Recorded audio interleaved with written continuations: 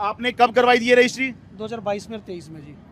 2022-23 में? हाँ जी। कितना पैसा लगा था आपका? मेरे लगे 2 लाख से ऊपर रुपए जी।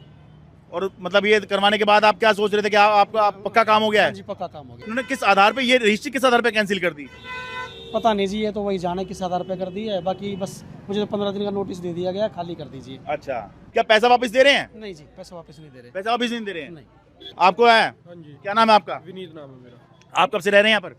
मेरे दादा रहते थे यहाँ। अच्छा, हाँ जी, शालीमार गांव में ही? हाँ, जन्म मेरा यहीं का। अच्छा, तो आपने किस कागज वागज दिखाए थे आपने? हाँ जी, तो क्या था आपका? आप किस आधार पर दावा कर रहे थे कि जमीन आपकी है या जहाँ रह रहे हैं? हाँ जी, मतलब क्या आधार था आपका? पावर अटॉर्नी थे। अच्छा, पावर ऑन नहीं थी, हाँ जी। तो उन्होंने वो कैंसिल कर दी है? हाँ हाँ मतलब कागज वागज आपको लग रहा था कि यहाँ पे मान लिए जाएंगे, लेकिन माने नहीं गए हैं? हाँ, मानी नहीं गई।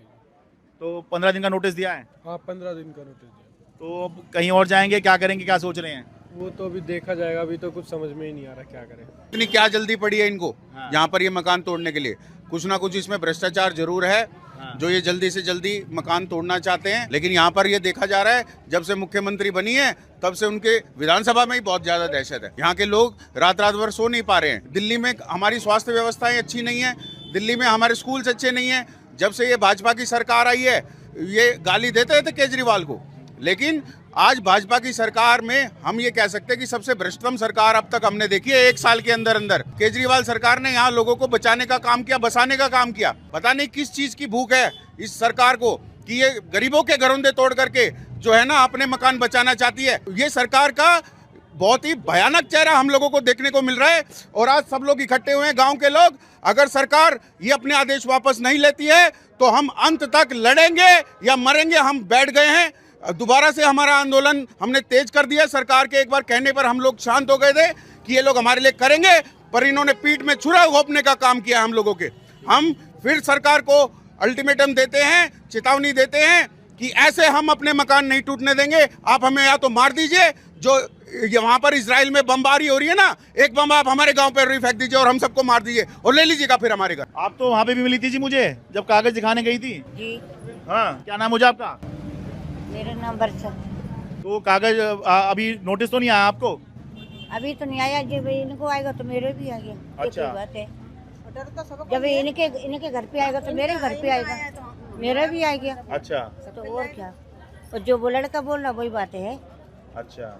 और जो रेखा गुप्ता यहाँ देखिए इतनी सड़क बना रही है, हाँ। जहाँ रेखा गुप्ता रह रही है वहाँ कितनी सड़क है, आप देखते हो नहीं ना रोज, वहाँ कितनी बड़ी सड़क है।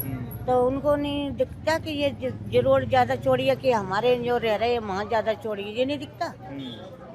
अब हमारे मुँह से क्या सुनने, वो तो खुद ही जनानी हम ही है, जनानी वो भी है। अब पद पे बैठ गई तो आज बे बड़ी, हम छोटे।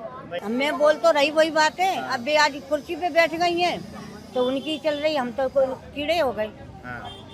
अब जो हमारा लड़का वो बोल रहा वो सच बोल रहा, जो बात है वो हमारी है, उनकी एक ही बात है। नोटिस तो नहीं आया आपके यहाँ? नोटिस वैसे तो नहीं आया, लेकिन ये मेल पे डाल रही है। मेरे को ये बताओ, यहाँ पे सारी पढ़ी लिखी औरतें हैं कि सबको मेल खोलनी आती है जो ये मेल पे नोटिस भेज रही है? नहीं, मुझे लगता है कि वो जिसने ईमेल दिया होगा शायद उसको ही भेज रहे होंगे, बाकी को शायद घर पे चिपकाया है। नहीं, सबको ही मेल पे आए हैं। अच्छा, तो एक पता सबको आते हैं क्या मैं ईमेल वगैरह खोलनी, जो सबको पता चलेगा। और जब 25 तारीख तक का स्टे मिला हुआ है तो ये नोटिस दे किस बेस पे रहे हैं? नहीं, कोर्ट में स्टे नहीं है, पर कोर्ट में मामला है आपका चल रहा है। तो फिर वाला की जो भी कर रही है सामने आके करे ना, ये मेल पे क्यों कर रही है? मतलब एक तू पढ़ी लिखी है, तू पढ़ी लिखी गवार है, तेरे को ये नहीं पता कि यहाँ कॉलोनी में कैसे कैसे लोग रहते हैं, कोठियों में काम कर करके अपने बच्चे पाल रही हैं। वो तो यही कहेंगे बिना नोटिस के मकान तोड़ रही हैं। अरे सामने आके बोलना या तरीके से काम कर। इतना टाइम हो गया, आज तक एक बार भी यहाँ आई है नहीं। पर आप लोग गए थे, मिली थी वहाँ पर नहीं आपको? मिलती, सिक्योरिटी लेके आती है। वहाँ पे जब ये आई थी ना मीटिंग में, यहाँ पे हैदरपुर पे चौक डीए ब्लॉक पे, तो वहाँ लोग यहाँ से गए थे, तो उनको चुन के कि ये मैक्स रोड वाले हैं, इनको उठाओ यहाँ से, नहीं तो ये हंगामा कर देंगे, ये हमसे सवाल पूछेंगे। खाली ये सवाल पूछने के लिए कि ये लोग सवाल ना पूछ ले, तो इसलिए वहाँ से हम लोगों को भगा दिया गया।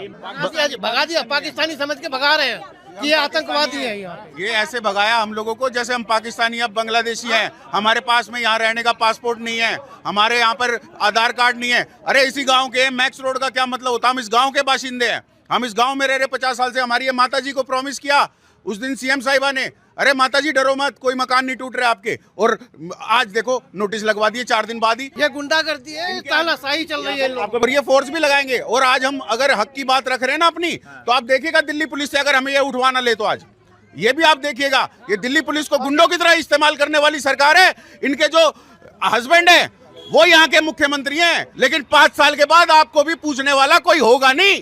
अच्छे अच्छे लोग चले गए यहाँ से, जिनकी सत्ताएं चलती थी 70-70 साल से, वो उखड़ करके बैठ गए। आप लोग तो कुछ भी नहीं हो। इन माताओं बहनों का श्राप लगेगा, आप लोगों को ध्यान रखना। हमारा जीना आराम कर दिया इन लोगों ने, किसी सरकार ने नहीं किया आज तक ऐसा। इतनी परेशान कर रखी, आज 3 महीने से हम परेशान हैं। इसने ना खाने दिया, ना पीने दिया, ना काम करने दिया, ना सोने दिया। मैंने इतना वोट लेने के टाइम पे हाथ जोड़ रही थी, आज हमसे आंख नहीं मिला रही है। हाथ की तो छोड़ो, आंख नहीं मिला। कल जहाँ आई थी स्कूल में, मैं गई तो कहा नहीं जाओ जाओ, तुम्हारा कोई बच्चा नहीं पढ़ता। और क्या कहूँ मैं, बस मैं तो एक ही बात कहूँगा जी, इन्होंने ना इलेक्शन से पहले सबको ये बोला था जहाँ झुकी वहाँ मकान। अब ये कह रहे हैं कि जहाँ मकान वहाँ मैदान, वहाँ मैदान, वहाँ मैदान।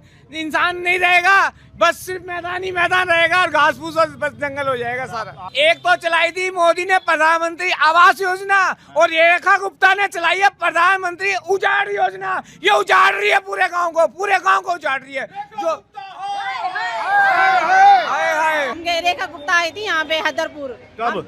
अभी एक तारीख को उद्घाटन करने आई थी, शनिवार को आई थी, पिछले शनिवार को आई थी यहाँ पे। हम लोग सब गए थे मिलने के लिए, भाई चले जाएं, तो पुलिस वाले आए, सबको भगा दिया है पुलिस वालों ने। कह रहे मैक्स वाले रोड से आए हो, कह रहे जाओ यहाँ से, सबको भगा दिया उठा के। कह रहे मैक्स रोड के आए ना, तो जाओ यहाँ से। मैक्स रोड से आए हो? हाँ जी, मैक्स रोड से आए हैं। ऐसे उठाया और भगा दिया, आप चले जाओ यहाँ से।